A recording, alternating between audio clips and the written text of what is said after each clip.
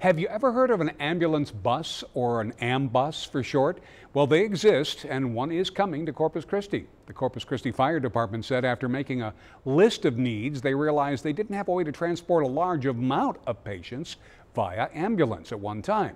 The department was awarded a $577,000 grant that will allow them to purchase a bus like this. The bus can hold up to 20 people and will be staffed with fire paramedics. Fire Chief Robert Rocha says not only can they transport residents in the city, but also from surrounding areas.